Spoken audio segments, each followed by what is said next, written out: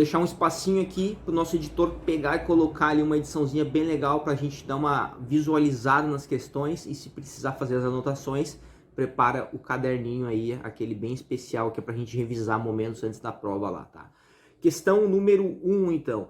O coeficiente de sustentação torna-se igual a zero quando a asa atinge o ângulo, tá?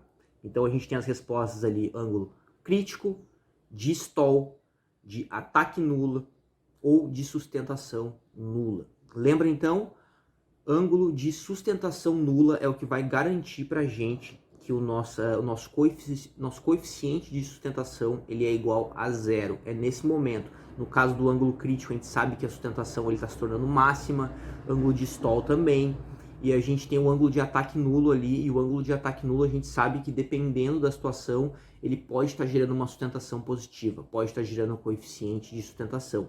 Então o que garante para nós que a sustentação, o nosso coeficiente é zero, quando o nosso ângulo de sustentação é nulo, beleza? Então a gente já tem uma questãozinha morta aí, tá bom? Questão número 2, então. A gente, ao efetuar uma curva de grande inclinação, o avião tende a baixar o nariz devido ao permanecer a mesma área de sustentação, aumentar a área de sustentação, aumentar a resistência ao avanço ou diminuir a área de sustentação. Novamente aqui a gente vai então questão ali para delta, diminuir a área de sustentação. A gente já tinha visto ali, a própria Karen abordou essa matéria completa lá nas curvas. Eu também comentei sobre isso nos resumos, para quem não assistiu, o resumo de teoria de voo aí, que a nossa curva, a nossa sustentação, ela vai se decompor. E a gente então tendo diminuição dessa área da sustentação, a gente tem que compensar o avião ali com potência, tá? As curvas de grande inclinação, então, a gente diminui muito nossa área de sustentação e precisa aplicar outros recursos para que a gente consiga manter o nosso voo nivelado. Belezinha? Os movimentos de bancagem de uma aeronave, lembra lá, movimento de bancagem, movimento de rolagem, esses conceitos são bem simples, bem tranquilos de memorizar, de entender e cai na prova. E acredite se quiser, tem muita gente por falta de atenção, deixa passar. Mas não é o nosso caso aqui. A gente tem então o movimento de bancagem de uma aeronave, eles são produzidos por... A gente tem então os flaps, ailerons, leme de direção e leme de profundidade. Então, qual seria o movimento de bancagem? Então, é aquele movimento que o avião está girando no eixo longitudinal. E ele é provocado, né, pelos ailerons. Então, vamos ficar esperto nesses movimentos aí, questãozinha dada da prova, e não dá para se confundir lá na hora.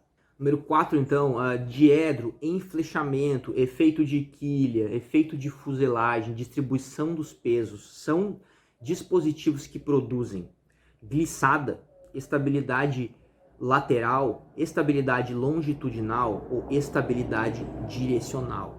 Lembrem aqui então, né, a resposta aqui seria então a estabilidade lateral. Lembrem que são esses 5 elementos, né, que compõem a nossa estabilidade lateral, que ela é relacionada com o nosso eixo longitudinal, uma matériazinha que pode ser um calo no pé de muita gente, mas a gente vai desmistificar aqui. Lembrem que então são esses 5 efeitos aqui, diedro, enflechamento, efeito de quilha, efeito de fuselagem e o peso, eles são relacionados com a nossa estabilidade lateral, tá? Questãozinha bem direta ao ponto aí na NAC.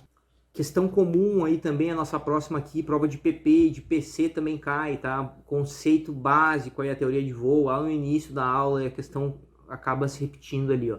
Um corpo mergulhado em um fluido em equilíbrio, ele sofre pressão igual em todos os sentidos, pressão maior na parte superior devido ao peso do fluido deslocado, ou pressão maior na parte inferior devido ao peso do fluido deslocado. A gente tem também nenhuma das anteriores.